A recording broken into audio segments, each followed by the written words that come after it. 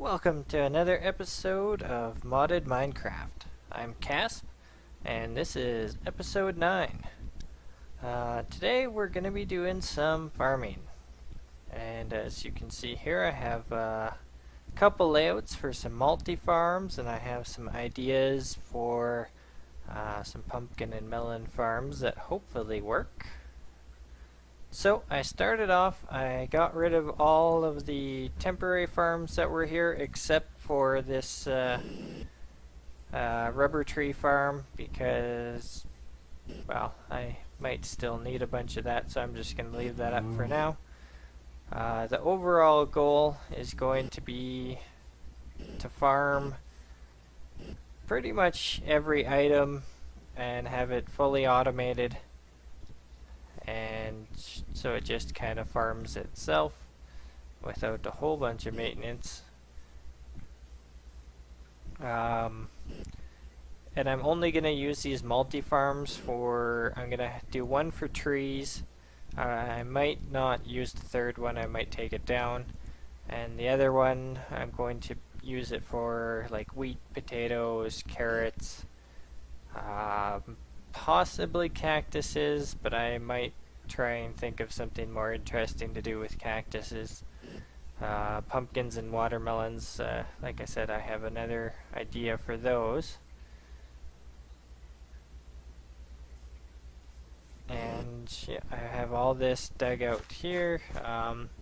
This hole goes down and over and it connects with the pipe that comes in from the rail from the quarry, so that's how we'll get all the items back.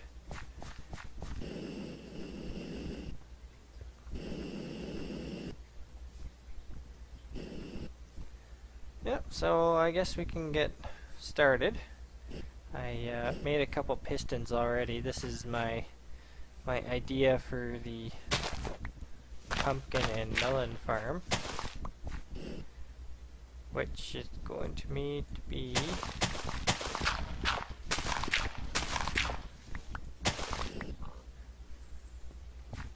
4 wide, and basically what's going to happen, we're going to have 2 rows of pistons. Oops, shell broke. But we're going to have 2 rows of pistons, and we're going to have it hooked up to a daylight sensor, as well as pulse formers.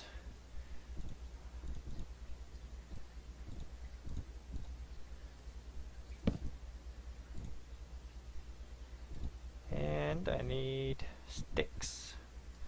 But what a pulse former basically does is it creates a pulse when it gets a redstone signal.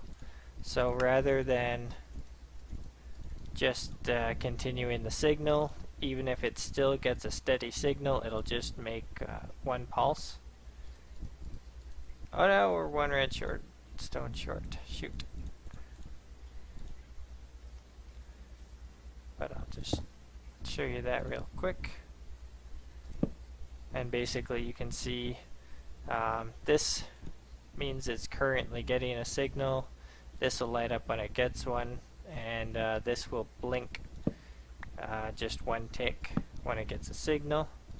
And we'll have to use 2 of these and a repeater, and that's because with a sticky piston, the mechanic is basically, if it gets a pulse that's only 1 tick, which is all this can send out, then it'll shoot the block up and return without pulling the block back until it gets another pulse, and then it'll go up and pick the block up. So it'll shoot a block up and leave it, and then it'll go pick the block up the next time, which is useful sometimes, but not useful in this sense. And basically what we're going to do is we're just having 2 pulses. One's going to go straight through, one's going to go through a repeater, and then it'll just go up and then it'll go pick up the block.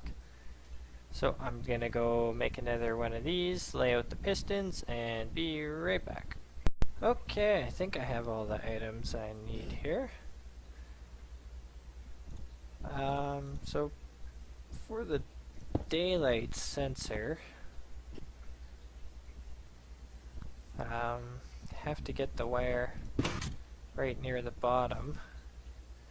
And this red alloy wire, if you're wondering, is really convenient. You can place it kind of whatever angle you want and stick it upside down or anywhere. And I don't think it gets washed up by water either. Let's see if this works. Oops.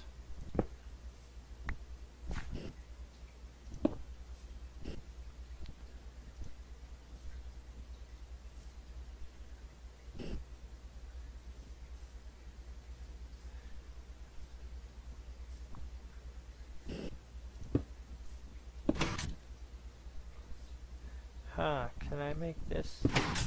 There we go. And this needs to connect through here. Oh wait, I forgot to put in the repeaters and stuff. Okay, there we go. So basically, once a day, when this daylight sensor comes in,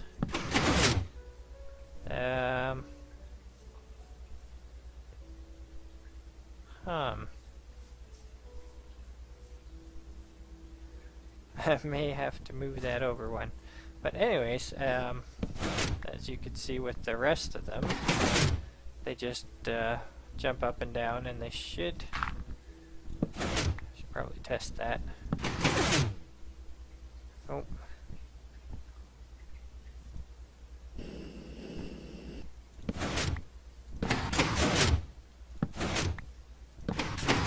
There we go. Took the block back down that time.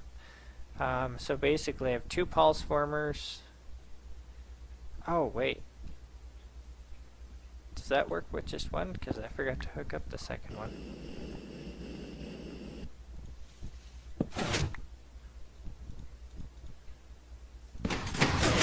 Huh, I guess it does.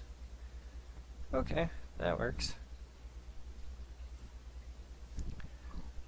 So yeah, the pulse former makes a pulse into the repeater, which is extending the pulse, and that just runs along the pistons and pushes them up just for a quick second, and then pulls everything back down. Okay, so the daylight sensor should be all hooked up. I threw in some water right there, which we will cover up.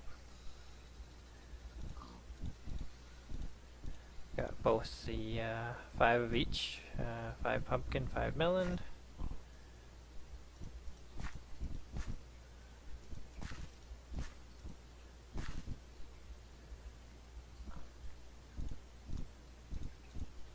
And basically how this works is we'll have obsidian transport pipes, and what an obsidian transport pipe does is it picks up items that are in its block space. So pretty much before there were hoppers, these were the next best thing of what you could use to pick up any items that fell on the ground, or you could throw items into them. You could also power them to extend their range, which was pretty useful. But since the hoppers came out, the hoppers do pick up more items than these do. However, when you push like a pumpkin or a melon up, it goes up into the block space above and turns into item form, and basically just squishes it into the obsidian pipes. And I did a bunch of tests and didn't have a single item lost, so that should be pretty good. Not quite sure how I want to connect all this, but I'll do that quickly and be right back. So that's the general idea of it, and don't have it hooked up yet, and I used some bone meal, but I was hoping something would grow, but This works just as well. And I just have a chest on the bottom temporarily attached.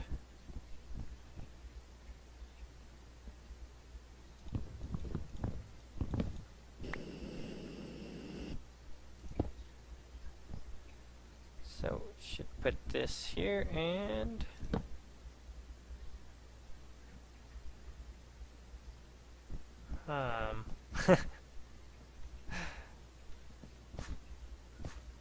oh. Oops. Let's try that again. But this time actually have everything attached and set properly. Okay.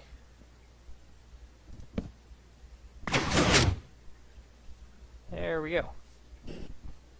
And so once a day that'll happen, so anything that's growing throughout the day will get shoved up into the pipe, and it does work. I wasn't sure if it would work with the watermelons dropping multiple pieces, but I did a bunch of testing with the watermelons and didn't have any of the pieces drop. But I forgot to set this pipe to go the right way. There we go.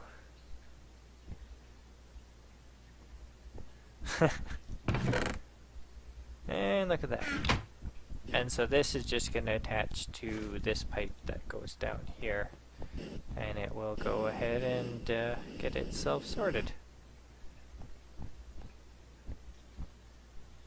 So now on to the multi-farms. I've surrounded them all with stone for now, and basically that's so that like some of the crops require you to put dirt down, and the mycelium would just spread onto the dirt, and then yeah, nothing would grow. But I just used stone bricks for now. I might change it or add more detail to it later. But I also made the electron tubes that we're going to need to build the farm blocks, as well as the chipset things that go inside them to tell them what to grow. And those are made with a, I could probably just, yeah, thermonic fabricator. And I set that runs off MJ, and I just sat it over beside the quarry and just threw a pipe over on top of it, and just quickly made these up. They're not really hard to make, but I'm gonna make up these farm blocks here and put the first one together. Ran out of wood, so I chopped down all my rubber wood, and you can put it in the furnace and it turns into jungle wood, so it's usable. But I should have enough now, and I'm planning to throw some rubber trees on the multi-farms to harvest the sticky resin, so that should be okay. I'm making, so basically it's a multi-farm, which is a multi-block structure, and the ones I'm making are 3x3 by 4, and you just need, so I think that's, was that 36 blocks of these, and then you need one for power, which are these, alright, yeah, the farm gearboxes, you can supply power to them. And then there is the farm hatches. That's how you can put items in or take items out. And you can have however many of each of these you want. You just need, actually you really only need, I guess, the gearbox and the valve. What's the valve? The water?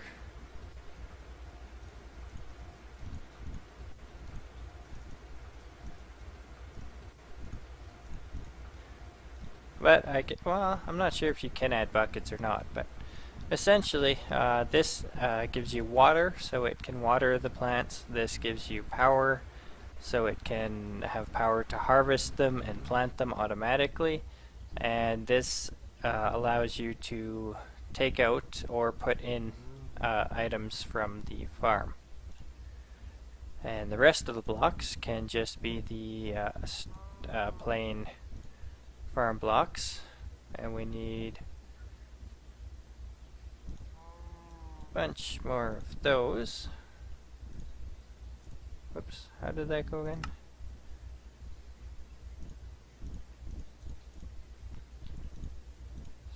Stone, bricks, copper.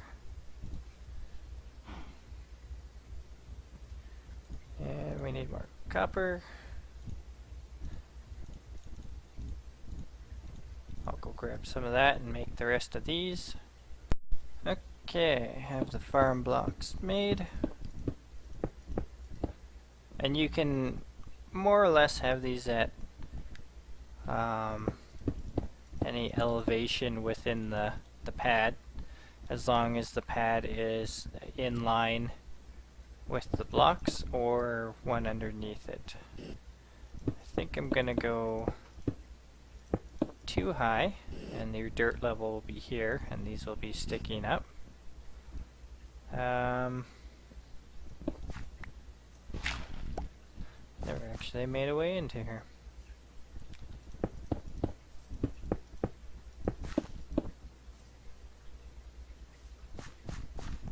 I think that's... oh yeah, there it goes.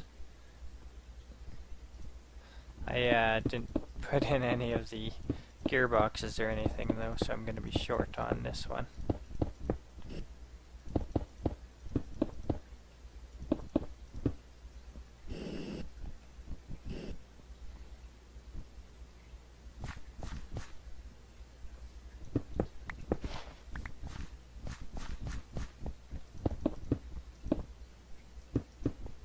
Huh, one extra.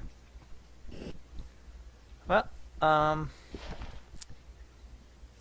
have the rest of the stuff here I need. I need to make a unlimited water source, hook up the engine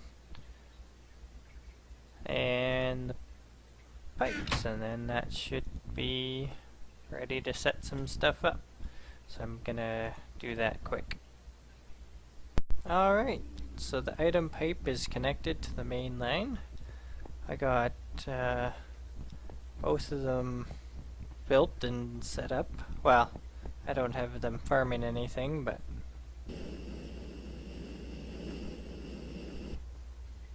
oops, I gotta throw an iron pipe in there.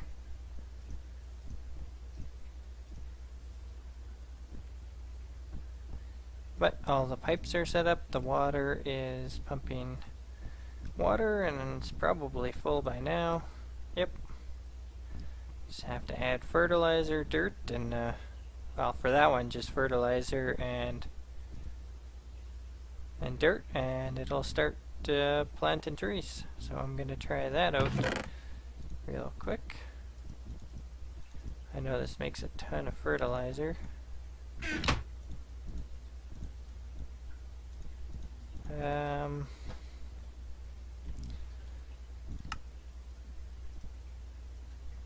Sand. Okay. I'll have to go grab some sand. Okay, I got sand, turned it into fertilizer.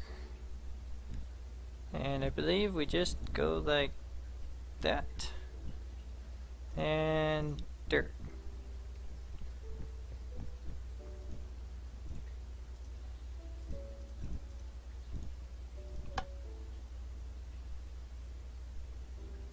Turn some power on.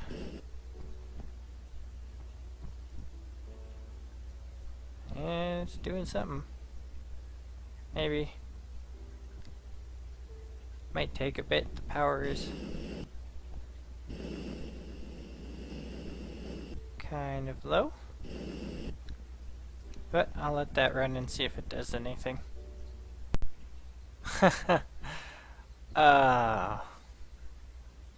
I I literally just spent half an hour looking stuff up on Google because this stupid farm was not working. I even switched the base blocks because thinking the smooth sandstone might not be working or something.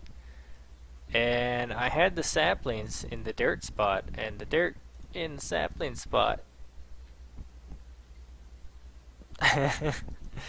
Ah, there we go. Look at that.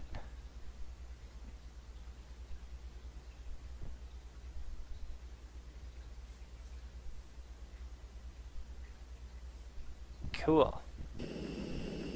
And as these trees grow up, they'll automatically get chopped down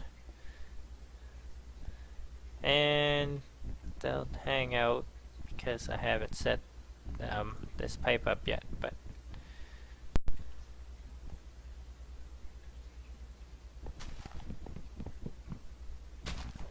ah, that's so cool.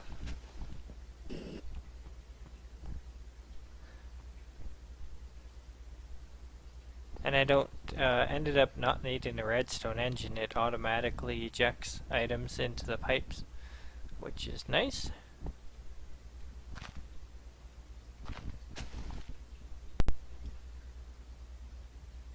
Making a couple circuit boards, and what these allow me to do is program the multi-farms to farm other things other than just the trees. Such as, well, yeah, I guess pretty much anything else you can farm, you can program these circuit boards with the tubes I'll show you in a minute. Okay, back at the farm. This is a soldering iron.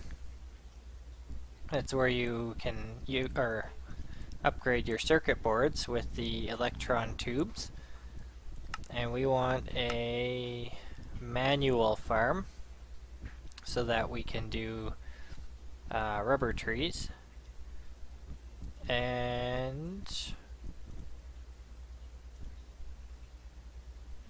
I forget which is...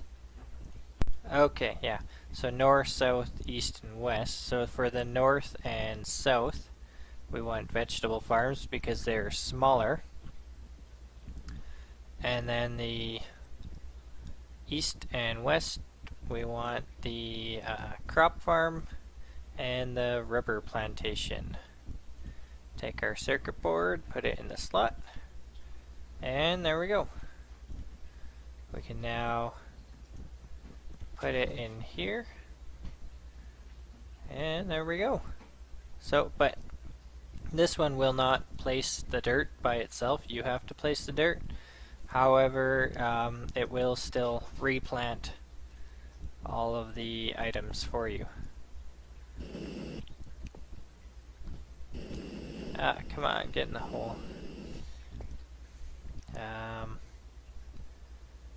F3, west, south, east, north.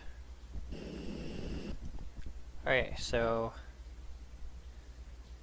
rubber is on this side. Wheat is on this side.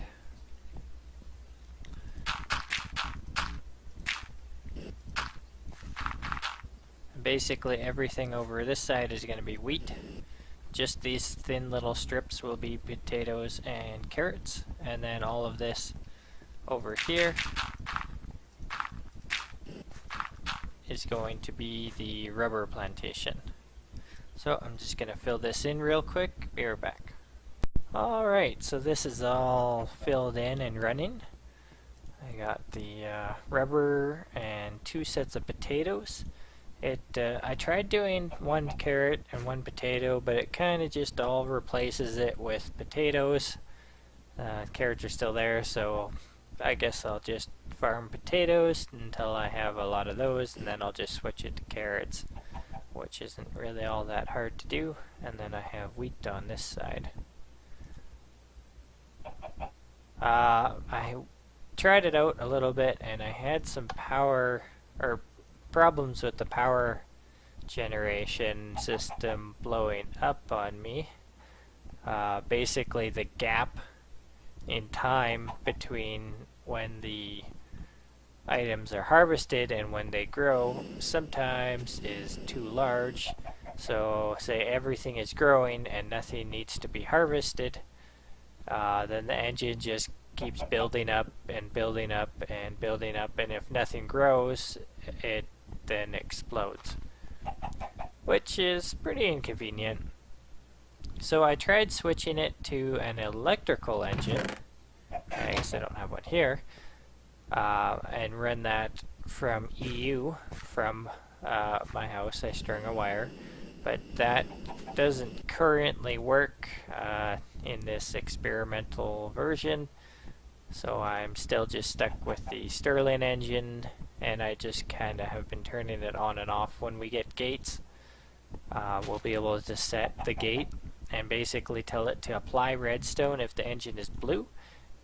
And basically what that means is if the engine turns green or red or any other color, then it will turn the redstone signal off and it will allow the engine to cool down and use up all its power before turning back on again. And I also have started on the sugarcane farm, and essentially I did a lot of testing in a creative world kind of to find a lossless method. Same with the pumpkin and the melons, but so there's going to be redstone engines on these obsidian pipes, just like that. And when these obsidian pipes are powered, their range then increases to 1 block radius, so anything surrounding the pipe will get sucked up. And so basically we're going to encase this entire 3 high in here, so that when the sugarcane grows, the pistons go off with the daylight sensor. It's the same, hooked up to the same pulse system as this one. So when that goes off every morning, any sugarcane will have to fall straight down onto these sand blocks, which will then get sucked up by the obsidian transport pipe. So I'm just gonna throw this together quickly, and hopefully it works out. When I was testing it, I did have the gold pipes on the back, and I'm not sure if that matters or not, whether they can only suck from the open side or if they can do it from the sides too. I'm not sure, so I guess we'll find out. And if I have to move the pipes back one, I did allow for room for that. So okay, so this is how it's going to look. And you still need to like enclose the back and stuff, and figure out something to do with the wire. It's kind of just climbing up and sticking out wherever, so but I'm gonna do a quick test and see if all of the sugar cane, I grew all this here, and see if it all gets sucked up.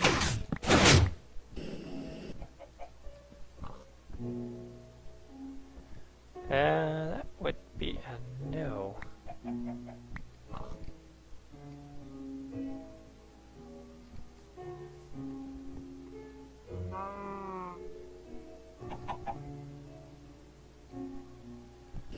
Is the stuff that got sucked up, is that coming?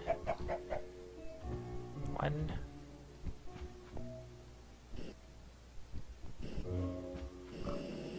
It only sucked up 1? Huh.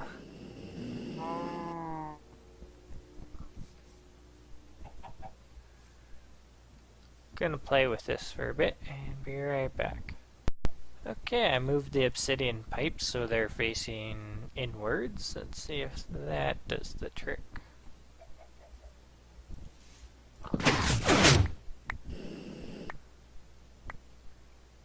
Oh yeah.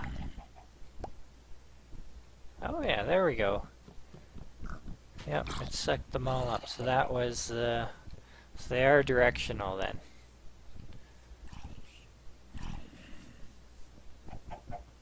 And all the sugarcane should come through here. And the pumpkins.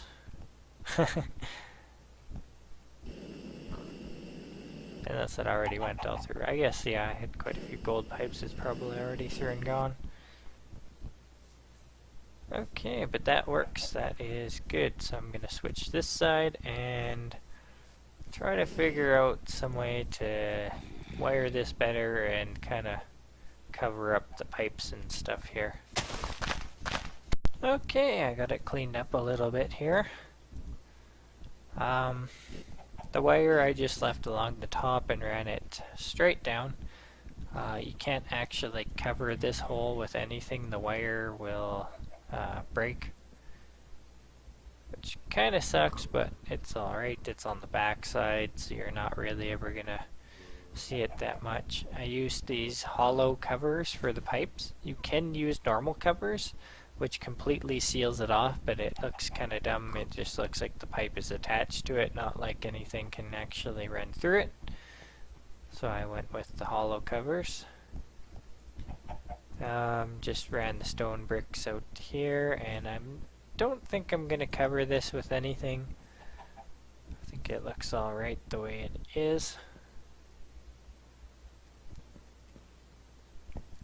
And basically that only leaves the cactus farm left, which I'm still playing with some ideas, trying to get it so that it doesn't, oh, morning, so that it doesn't, the cactuses don't fall on top of the other cactuses and you lose a bunch. But so I'm going to play around with that for a little bit, but for now I think we're gonna call it an episode. Got quite a bit done. So yeah, hope you enjoyed, and see you next time.